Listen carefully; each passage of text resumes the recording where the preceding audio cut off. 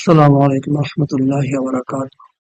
إن الحمد لله نحمده ونصلي على رسوله الكريم وعلى آله وأصحابه أجمعين. সমস্ত প্রশংসা আল্লাহর জন্য। দুরূদ ও সালাম বর্ষিত হোক আল্লাহর রাসূলের প্রতি।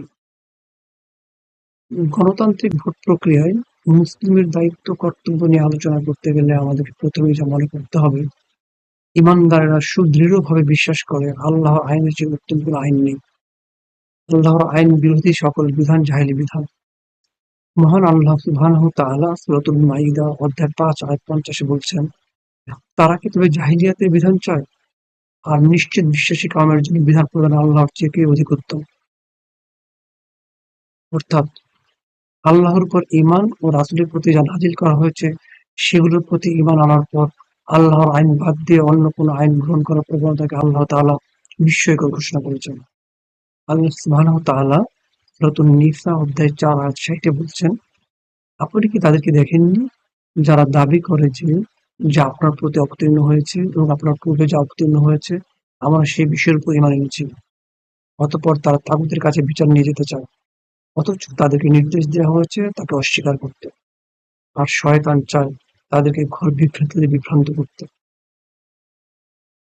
আমরা এখন আলোচনা করব, ভোট দেওয়া কি বৈধ না অবৈধ।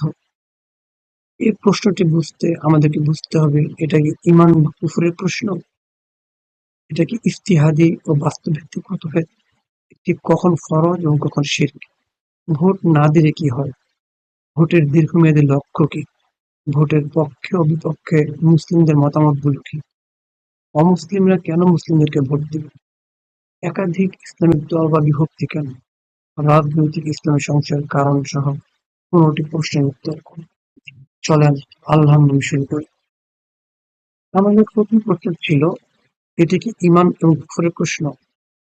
এই প্রশ্নের উত্তরের জন্য প্রথমে একটি মৌলিক আকীদার কথা পরিষ্কার করতে হবে। মহান আল্লাহ সুবহানাহু ওয়া তাআলা বলেন, ইনিল হুকমু ইল্লা লিল্লাহ। এটি বলা হয়েছে সূরাতুল ইউসুফ অধ্যায় ১২ আয়াত ৪০। বিধান দেওয়ার অধিকার একমাত্র আল্লাহ। এখানে কোনো দ্বিমত নেই যে হালাল হারাম নির্ধারণের ক্ষমতা মানুষের নেই। কিন্তু প্রশ্ন হলো, ভোট দেওয়া মানেই কি এই আকীদা অস্বীকার করা? উত্তর হলো না, সব ক্ষেত্রে নয়। শাইখ ইবনে তাইমিয়া রাহমাতুল্লাহ আলাইহি বলেন, কোনো কাজ কুফরি ব্যবস্থার অন্তর্ভুক্ত হলেও প্রত্যেক অংশগ্রহণকারী কাফের বলা যাবে না, যতক্ষণ না সে অন্তরে তা বৈধ মনে করে। অর্থাৎ কেউ যদি বিশ্বাস করে মানুষের আইন আল্লাহর আইনের চেয়ে উত্তম, এটি কুফর। কিন্তু কেউ যদি বাস্তবতায় ক্ষতি ঠিকানার নিয়তে অংশ নেয়, এটি আকীদাগত কুফর নয়। তাই ভোট দেওয়া নিজে নিজে ঈমান কুফরের প্রশ্ন নয়, বরং বিশ্বাসের অবস্থার উপর নির্ভরশীল। আমাদের দ্বিতীয় প্রশ্নটি ছিল, এটি কি ইজতিহাদি ও বাস্তবভিত্তিক মতভেদ। ভোটের বিষয়ে ফিকহি স্কলারদের মধ্যে ইজতিহাদি ও বাস্তবতা ভিত্তিক মতভেদ রয়েছে। ইসলামের সব বিষয় একরকম নয়। কিছু বিষয় স্পষ্ট ফরজ বা হারাম, কিছু বিষয় ইজতিহাদি, যেখানে আলেমদের মধ্যে মতভেদ হয়। ভোটের বিষয়টি দ্বিতীয় শ্রেণীর। ইমাম শাতিবী রাহমাতুল্লাহ আলাইহি বলেন, যে সকল বিষয়ে স্পষ্ট দলিল নেই সেখানে বাস্তবতা ও পরিণতি বিবেচনা করে সিদ্ধান্ত নিতে হয়। আজ মুসলিমরা এমন রাষ্ট্রে বাস করে যেখানে ইসলামী শাসন নেই, আইন তৈরি হয় সংসদে, মুসলমান সংখ্যালঘু বা ক্ষমতাহীন। এই বাস্তবতায় ভোট দেওয়া বা না দেওয়া দুটো ইজতিহাদি সিদ্ধান্ত। শাইখ ইউসুফ আল কারজাভী বলেন, যদি অংশগ্রহণের মাধ্যমে বড় ফিতনা প্রতিরোধ করা যায় তবে তা বৈধ হতে পারে। তাই ভোট দেওয়া কোরআন হাদিস অস্বীকারের প্রশ্ন নয়, বরং বাস্তবতায় কোনটা কম ক্ষতিকর তার প্রশ্ন।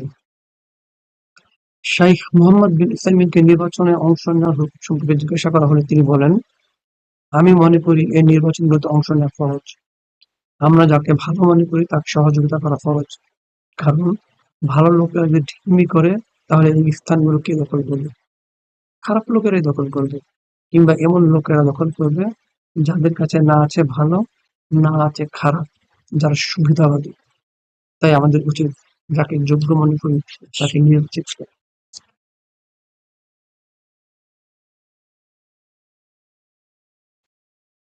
প্রকৃতপক্ষে শুরা বা পরামর্শ ভিত্তিক সমাজ গঠন ইসলামের এক মৌলিক শিক্ষা। শাইখ ইবনে বাজ, শাইখ উসাইমিন, শাইখ শাওকানি বলেন, ভোটের মাধ্যমে যদি ন্যায় বিচার প্রতিষ্ঠা হয় তা ফরজ, অন্যথায় মুবাহ বা হারাম। তাই এটি ইজতিহাদি ও বাস্তব ভিত্তিক মতভেদ এবং আমাদের উচিত ন্যায়ের পক্ষে থাকা, ইসলাম প্রতিষ্ঠায় কাজ করা। তাই মনে হয় এখানে ভোট দেওয়াটি ফরজ। ঠিক কখন ফরজ এবং কখন শিরক, এটি ছিল আমাদের তৃতীয় প্রশ্ন। প্রশ্নটি প্রকৃতপক্ষে অত্যন্ত সংবেদনশীল। মহান আল্লাহ সূরাতুল মাইদা অধ্যায় ৫ আয়াত ২ তে বলছেন, তোমরা পরস্পরকে ন্যায় ও তাকওয়ায় সহযোগিতা করো এবং পাপ ও সীমা লঙ্ঘনে একে অপরকে সহযোগিতা করো না। প্রশ্ন হলো, এই সহযোগিতা কি শিরক বা কুফর হতে পারে? হতে পারে যখন কেউ মানুষের আইনকে আল্লাহর আইনের সমান বা শ্রেষ্ঠ মনে করে, গণতন্ত্রকে ইসলামের বিকল্প মনে করে এবং সংসদকে সুযোগের উৎস মনে করে, তখন এটা শিরক বা কুফরে রূপান্তরিত হতে পারে। অন্যদিকে এটি কখন দায়িত্ব বা ফরজের কাছাকাছি হয়? যখন ভোট না দিয়ে নিশ্চিতভাবে ইসলাম বিরোধী ক্ষমতায় আসে, দিনের বড় ক্ষতি হয় আর বিকল্প হিসেবে কিছুটা কম ক্ষতিকর পথ থাকে। ইবনে কাইয়িম রাহমাতুল্লাহ আলাইহি বলেন, শরীয়ত প্রতিষ্ঠিত হয় কল্যাণ অর্জন ও অকল্যাণ প্রতিরোধের জন্য। শাইখ ইবনে বাজ বলেন, ভোটের মাধ্যমে কুফরি আদর্শকে সমর্থন করে শিরক। তাই ভোট কখন ফরজ, কখন শিরক, এটি উদ্দেশ্য ও পরিস্থিতির উপর নির্ভর করে। আমাদের চতুর্থ প্রশ্নটি ছিল, ভোট না দিলে কি হবে? ভোট না দিলে কি হয়? এই প্রশ্নটি অত্যন্ত বাস্তব। মহান আল্লাহ বলেন, আল্লাহ কোন জাতির অবস্থার পরিবর্তন করেন না যতক্ষণ না তারা নিজেরা নিজেদের অবস্থার পরিবর্তন করে। এই বিষয়টি বর্ণনা করা হয়েছে সূরা রদের ১১ নম্বর আয়াতে। আজ যদি সৎ ও সচেতন মুসলমানের সুর দাঁড়ায়, দিন নীরব থেকে, তাহলে কারা সামনে আসে? ফাসেক, ইসলাম বিদ্বেষী ও জালিম লোক। নবী সাল্লাল্লাহু আলাইহি ওয়াসাল্লাম বলেন, তোমরা যদি অন্যায় দেখো প্রতিরোধ করো। সহিহ মুসলিমের ৫০ নম্বর হাদিস। প্রতিরোধ শুধু হাত দিয়ে নয়, কখনো উপস্থিতি দিয়েও প্রতিরোধ হয়। শাইখ ইবনে উসাইমিন রাহমাতুল্লাহ আলাইহি বলেন, যদি ভালো লোকেরা পিছিয়ে যায়, খারাপ লোকেরা ক্ষমতায় যায়, সাবধান। ভোটের সময় আকীদা, দ্বীন ও উম্মাহর স্বার্থ সামনে রাখুন। ইসলাম বিরোধী শক্তিকে শক্তিশালী করা থেকে বাঁচুন। নিয়ত হোক দিন রক্ষা ও ফাসাদ কামানো। আল্লাহ সুবহানাহু ওয়া তাআলা সূরা আলে ইমরানের ১০২ নম্বর আয়াতে বলেন, তোমরা আল্লাহকে ভয় করো, এটাই সফলতার পথ। আমাদের পঞ্চম প্রশ্নটি ছিল, ভোটের দীর্ঘমেয়াদী লক্ষ্য কি হওয়া উচিত? এটি অত্যন্ত গুরুত্বপূর্ণ প্রশ্ন। ভোটের লক্ষ্য কখনই হওয়া উচিত নয় গণতন্ত্র কায়েম করা কিংবা মানুষের আইনকে চূড়ান্ত বানানো, বরং লক্ষ্য হওয়া উচিত আল্লাহর সার্বভৌমত্ব বা আল্লাহর আইনের শ্রেষ্ঠত্ব মানুষের অন্তরে জীবিত রাখা।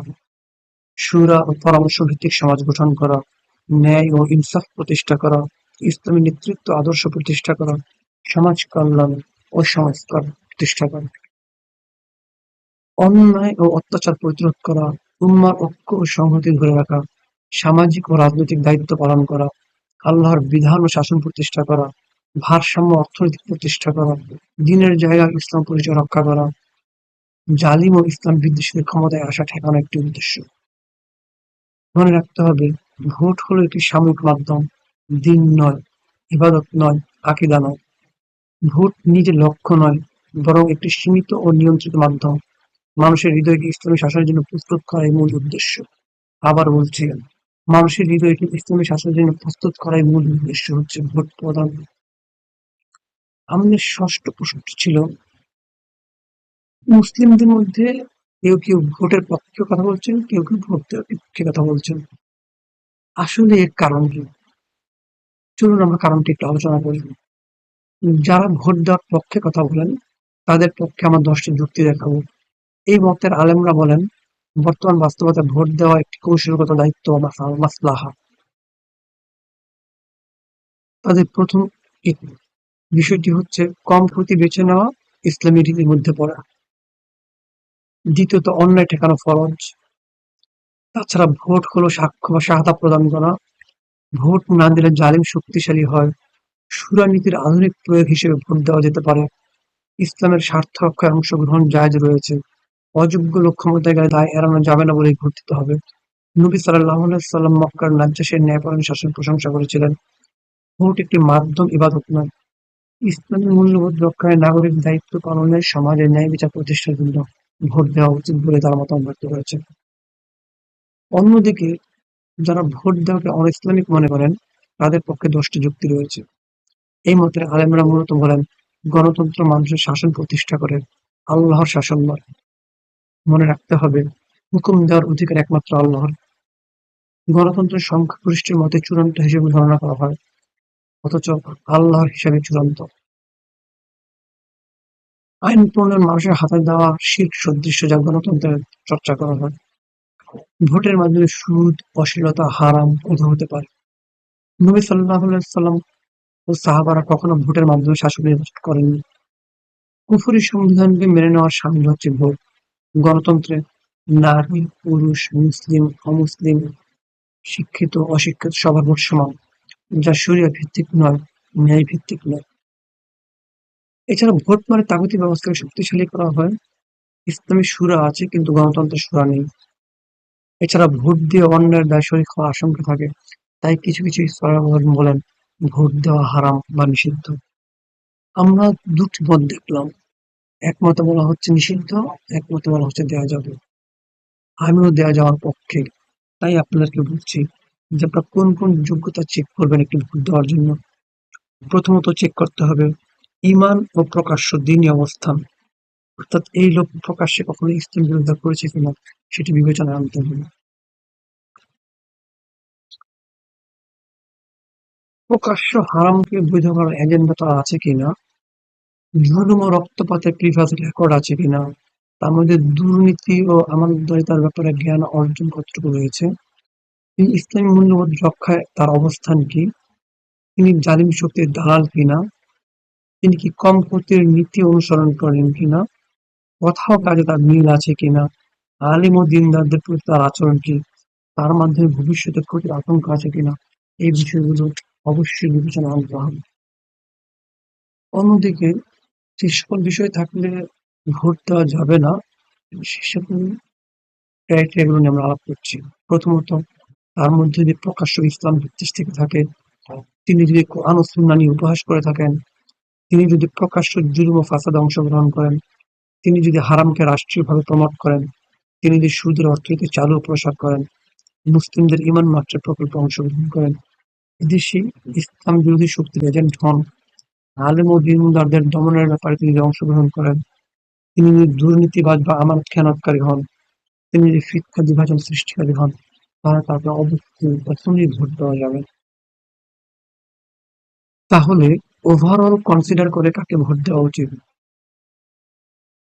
আমি দল বা নাম বলছি না, কিন্তু ইসলামী সিদ্ধান্তের ফ্রেমওয়ার্ক দিচ্ছি।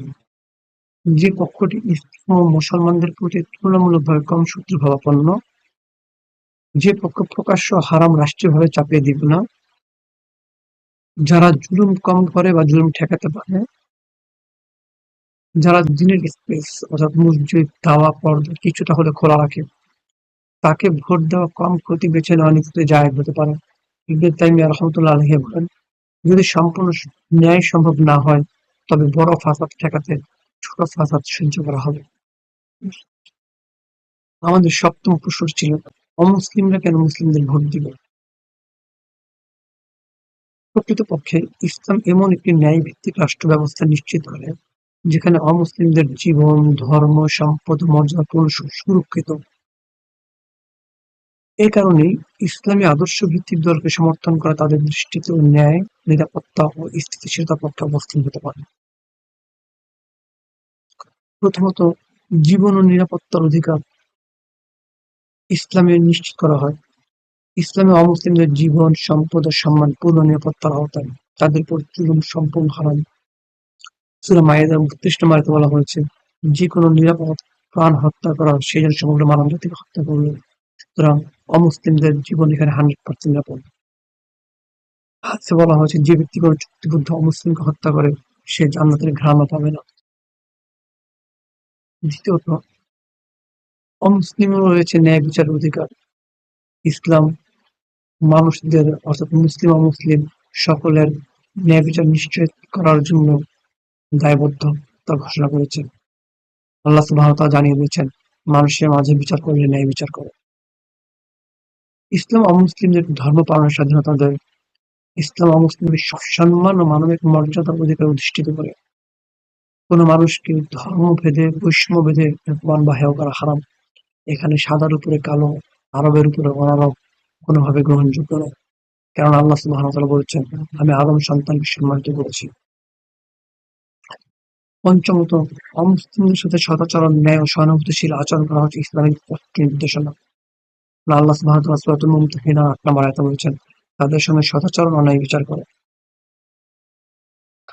ইসলামী ব্যবস্থায় সুদ, লুটপাট ও বৈষম্য নিষিদ্ধ। ফলে অমুসলিমরাও ন্যায্য অর্থনৈতিক সুযোগ পায়। সূরা হাশরের ৭ নম্বর আয়াতে বলা হচ্ছে, সম্পদ যেন কেবল ধনীদের কাছে আবর্তিত না হয়। সপ্তমত, ইসলামী শাসনের জালিম, সে মুসলিম হোক বা অমুসলিম কারো পক্ষ নেওয়া বৈধ নয়। সূরা হুদের ১১৩ নম্বর আয়াতে বলা হয়েছে, জালিমদের দিকে ঝুঁকে না। ইসলামী রাষ্ট্রে অমুসলিমদের নাগরিকদের নিরাপত্তা ও কল্যাণ নিশ্চিত করতে সরকারিভাবে দায়বদ্ধ।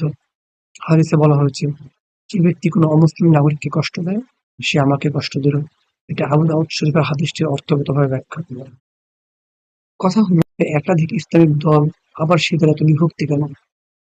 আসুন আমরা একটু বিষয়টি ভেবে দেখি। অনেক ইসলামিক দল বা গোষ্ঠী অন্য ইসলামিক দলকে ভোট না দেওয়া বা সমালোচনার পেছনে মূলত আদর্শিক মতবিরোধ, দলীয় স্বার্থ ও নেতৃত্বের দ্বন্দ্ব, নিজেদেরকে একমাত্র সঠিক ভাবা, কাজের পদ্ধতি, অগ্রাধিকার নিয়ে পার্থক্য, পারস্পরিক দোষারোপ, দাওয়াতি সীমাবদ্ধতা এবং ঐক্যের অভাব, এই কারণগুলো কাজ করে। এর ফলে মুসলিম সমাজে বিভক্তি বাড়ে এবং সমন্বিত রাজনৈতিক সংগঠন দুর্বল হয়ে পড়ে। আমরা এখানে ১২টি পয়েন্ট আলোচনা করছি যে কারণে ইসলামিক দলগুলোর মধ্যে বিভক্তি দেখা দেয়। ১. আদর্শিক ব্যাখ্যার পার্থক্যের কারণে তারা নিজেদের অবস্থানকে প্রাধান্য দেয়, ফলে পারস্পরিক গ্রহণযোগ্যতা তৈরি হয় না। ২. নিজ দলকেন্দ্রিক মানসিকতা অন্য ইসলামী দলকে সমর্থন করতে অনাগ্রহী হয়। ৩. নেতৃত্ব ও কর্তৃত্বের দ্বন্দ্বের কারণে সংঘাত তৈরি হয়ে ঐক্য নষ্ট হয়। ৪. কিছু দল নিজেদেরকে একমাত্র হকপন্থী মনে করে, অন্যদের ভুল বা বিভ্রান্ত হিসেবে উপস্থাপন করে। ৫. দাওয়াত, রাজনীতি, সংস্কার বা আন্দোলনের কৌশল নিয়ে মতভেদ থাকায় একে অপরকে অগ্রহণযোগ্য মনে করে। ৬. কেউ রাজনীতিকে অগ্রাধিকার দেন, কেউ সমাজ সংস্কার বা দাওয়াতকে, ফলে লক্ষ্য এক হলেও পথ আলাদা হয়। ৭. শত্রুর মোকাবিলার বদলে পারস্পরিক সমালোচনা চলতে থাকায় আস্থা কমে যায়। ৮. অতীত ব্যর্থতার স্মৃতি বা আন্দোলনের ব্যর্থতা তুলে ধরে একে অপরকে অযোগ্য প্রমাণের চেষ্টা করে। ৯. ইসলামের সামগ্রিকতা ও ধাপে ধাপে বাস্তবায়নের দাওয়াতি পরিপক্কতার ঘাটতি থাকায় সমালোচনা বাড়ে। ১০. সমকালীন রাজনৈতিক বাস্তবতা না বোঝার কারণেও আবেগ বা আদর্শ দিয়ে সিদ্ধান্ত নেওয়া হয়, ফলে বিভক্তি তৈরি হয়। ১১. উম্মার সহজ ঐক্যের গুরুত্ব অবমূল্যায়ন বা ফরজ দায়িত্ব হিসেবে না দেখায় বিভক্তি স্থায়ী হয় এবং বিভাজনকে উস্কে দেওয়ার শত্রুপক্ষের কৌশলের প্রভাব অনেক সময় অজান্তে কাজ করে। তাই ইসলামিক দলগুলোর মধ্যে এত বিভক্তি তৈরি হয়, ঐক্যমত হতে পারে না, একে অপরের সমালোচনা করে। আমাদেরকে এ ব্যাপারে অবশ্যই সাবধান হতে হবে। এ পর্যায়ে আমরা কিছু প্রশ্ন নিয়ে আলোচনা করব।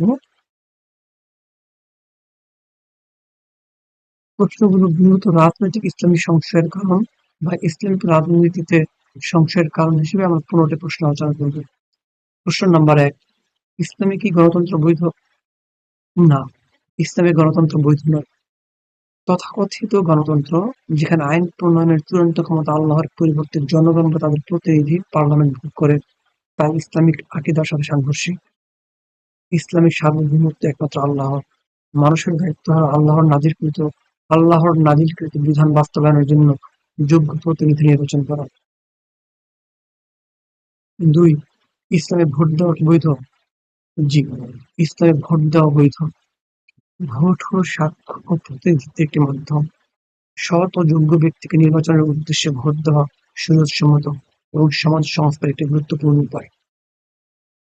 ৩. ভোট দেওয়া কি একজন মুসলিমের জন্য আমানত দায়িত্ব? ৩.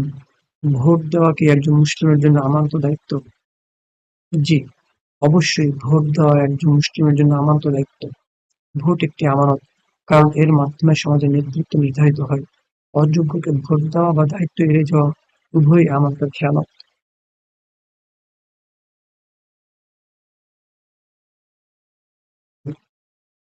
আচ্ছা, ইসলামী দলকে ভোট দেওয়া কেন জরুরি? ইসলামী দল সমাজে আল্লাহর বিধান, ন্যায় বিচার ও নৈতিকতা প্রতিষ্ঠার জন্য সংগঠিতভাবে কাজ করে। এই কাজে সহযোগিতা করা ঈমানী দায়িত্বের অন্তর্ভুক্ত। কেননা আল্লাহ সুবহানাহু ওয়া তাআলা বলছেন, সৎ কাজ ও তাকওয়ায় একে অপরকে সহযোগিতা করা। ৫. ভোটের ক্ষেত্রে কিভাবে সঠিক সিদ্ধান্ত নেব?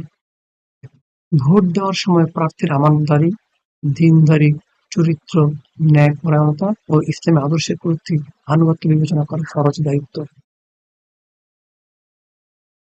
৬. সাধারণ দলের ইশতেহারে যদি ইসলামী দলের চেয়ে সুন্দর হয়, তাহলে কি করব? ইসলামী দৃষ্টিতে ভোট দেওয়া একটি আমানত এবং দায়িত্ব। কোরআনে বলা হয়েছে, নিশ্চয়ই আল্লাহ তোমাদের আদেশ দেন যাতে তোমরা আমানত তার যোগ্য ব্যক্তিকে প্রদান করো। ভোটের ক্ষেত্রে ইসলামী আদর্শের মতো ৩টি বিষয় বিবেচ্য: প্রার্থী বা দলের চরিত্র আদর্শ, কর্মসূচি ও ইশতেহার, ইসলামী মূল্যবোধ ও ন্যায়ের প্রতিষ্ঠা। যদি সাধারণ দলের ইশতেহার সুন্দর হয় কিন্তু তার ইসলামী আদর্শ, ন্যায় বিচার বিষয়দের প্রতিষ্ঠা নিশ্চিত করতে পারে না, তাহলে কেবল ইশতেহারের সৌন্দর্য থেকে ভোট দেওয়া ইসলামী দৃষ্টিতে সঠিক নয়, বরং ইসলামী দলকে ভোট দেওয়া উচিত যারা ইসলামী আদর্শ, ন্যায় বিচার এবং শরীয়তের প্রতিষ্ঠা নিশ্চিত করতে পারে। মিথ্যাবাদীদের কৌশল সবসময় চটকদার হয়, তাই অমুসলিমদের কৌশল সুন্দর হতে পারে, ইশতেহার সুন্দর হতে পারে, কিন্তু আমাদেরকে ইসলামী আদর্শ মানতে দিতে হবে। ৭. ইসলামী আদর্শের ভিত্তিতে নেতৃত্ব নির্বাচন না করলে সমাজে কি ক্ষতি হয়? অবশ্যই। সৎ নেতৃত্ব না থাকলে সমাজে জুলুম, দুর্নীতি, বিশৃঙ্খলা ছড়িয়ে পড়ে এবং দুর্বলরা নির্যাতিত হয়। ৮. ইসলামী দল সমাজে ন্যায় বিচার ও কল্যাণ কিভাবে ভূমিকা রাখে? উত্তর হলো, ইসলামী দল আল্লাহর বিধানের আলোকে বিচার ব্যবস্থা, নিরাপত্তা, সামাজিক কল্যাণ ও মানবিক অধিকার প্রতিষ্ঠায় কাজ করে, যা মুসলিম ও অমুসলিম সবার জন্য কল্যাণকর। এখানে ব্যক্তি তার আবেগ প্রয়োগ করতে পারে না। ৯. কোরআন কিভাবে সৎ ও যোগ্য ব্যক্তিত্বের কোরআন কি ৯. কোরআন কিভাবে সৎ ও যোগ্য ব্যক্তিকে নেতৃত্ব দেওয়ার নির্দেশ দিয়েছেন? কোরআন স্পষ্টভাবে নির্দেশ দেয়, যারা আল্লাহর নাজিলকৃত বিধান অনুযায়ী বিচার করতে সক্ষম, তাদেরকে নেতৃত্বে আনতে হবে। ১০. ইসলামী আদর্শের ভিত্তিতে ভোট না দিলে কি ঈমানের ক্ষতি হয়? জি, ইসলামী আদর্শ উপেক্ষা করে ভোট না দেওয়া বা বাতিল করা ঈমানি দায়িত্বে গাফলতের শামিল এবং দ্বীনের সামগ্রিক প্রতিষ্ঠাকে দুর্বল করে। ১১ প্রশ্ন ১১: ইসলামী দলকে ভোট দেওয়া কি শুধু মুসলিমদের জন্য উপকারী? না, ইসলামী শাসন ব্যবস্থা সকল মানুষের জান, মাল, সম্মান ও অধিকার রক্ষা করার জন্য। অমুসলিমদের উপরও জুলুম নিষিদ্ধ। হাদিসে আবু দাউদ শরীফে এসেছে, যে ব্যক্তি কোনো অমুসলিম নাগরিকের উপর জুলুম করবে, আমি কিয়ামতের দিন তার বিরুদ্ধে সাক্ষী হব। প্রশ্ন নাম্বার ১২: ইসলামী দলকে ভোট না দিলে কি সমাজে অন্যায় দুর্নীতি বাড়ে? জি, ইসলামী শক্তি দুর্বল হলে বাতিল ও দুর্নীতিবাজ শক্তি ক্ষমতায় আসে, ফলে সমাজে জুলুম ও অশান্তি বাড়ে। প্রশ্ন নাম্বার ১৩: ইসলামপন্থী হয়েও কেউ ভোট না দিলে তা কি গুনাহ? হ্যাঁ, যোগ্য নেতৃত্ব প্রতিষ্ঠার সুযোগ থাকা সত্ত্বেও ভোট না দেওয়া দায়িত্বহীনতা ও আমানতের খেয়ানত। অন্যদিকে অযোগ্যদের মাঝে যিনি যোগ্য তাকে প্রমোট করতে হবে, অন্যথায় অযোগ্য লোকরা এসে ইসলামপন্থীদের ক্ষতি করতে পারে। বুখারী ও মুসলিম শরীফের হাদিসে উল্লেখ হয়েছে, তোমাদের প্রত্যেকেই দায়িত্বশীল এবং প্রত্যেককে তার দায়িত্ব সম্পর্কে জিজ্ঞাসা করা হবে। প্রশ্ন নাম্বার ১৪: ইসলামপন্থী ভোট না দিলে ইসলামী আদর্শ প্রতিষ্ঠার সুযোগ কিভাবে প্রভাবিত হয়? প্রশ্ন নাম্বার ১৪: ইসলামপন্থী কেউ ভোট না দিলে ইসলামী আদর্শ প্রতিষ্ঠার সুযোগ কিভাবে প্রভাবিত হয়? উত্তর: এতে ইসলামী দলের শক্তি দুর্বল হয়, ন্যায় ও শরিয়া ভিত্তিক সমাজ প্রতিষ্ঠা বাধাগ্রস্ত হয়। সূরা আনফালের ৪৬তম আয়াতে বলা হয়েছে, বিবাদে লিপ্ত হইও না, নচেৎ দুর্বল হয়ে পড়বে। ১৫ নম্বর এবং শেষ প্রশ্নটি হচ্ছে, ইসলামপন্থী কেউ ভোট না দিলে কিয়ামতের দিন কি কঠিন হবে? অবশ্যই, কেননা ভোট একটি সাক্ষ্য আমানত, এর অবহেলায় কিয়ামতের দিন কঠিন হিসাব দিতে হবে। কারণ হলো, আপনি আমানতকে খেয়ানত করেছেন। এর বিস্তারিত একটি চ্যাপ্টার ইনশাআল্লাহ আমরা খুব শীঘ্রই আলোচনা করব।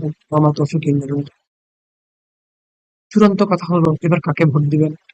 একদিকে আছে ন্যায়পরায়ণ নেতা, অর্থাৎ আইন মেনে চলা নেতা; অর্থনৈতিকভাবে সৎ, অর্থাৎ জবাবদিহিমূলক প্রশাসন; চরিত্রবান, অর্থাৎ নারীর মর্যাদা রক্ষাকারী; শান্তিপ্রিয়, অর্থাৎ ন্যায়ভিত্তিক শাসক; স্বচ্ছতা নির্ভর অর্থাৎ জনস্বার্থ রক্ষাকারী, সৎ ও নীতিবান অর্থাৎ আদর্শনিষ্ঠ, দায়িত্বশীল অর্থাৎ বিশ্বাসযোগ্য নেতা, দুর্নীতিমুক্ত বা ন্যায়সঙ্গত ব্যবসা বান্ধব, সুশাসনের পক্ষপাতী অর্থাৎ আমানতদার।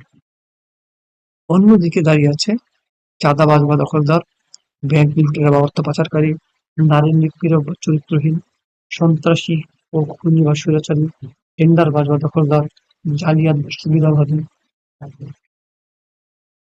ক্ষমতার লোভী বা প্রতারক, ঘুষখোর বা কালোবাজারি, দুষ্কৃতিকারী বা দুর্নীতিবাজ।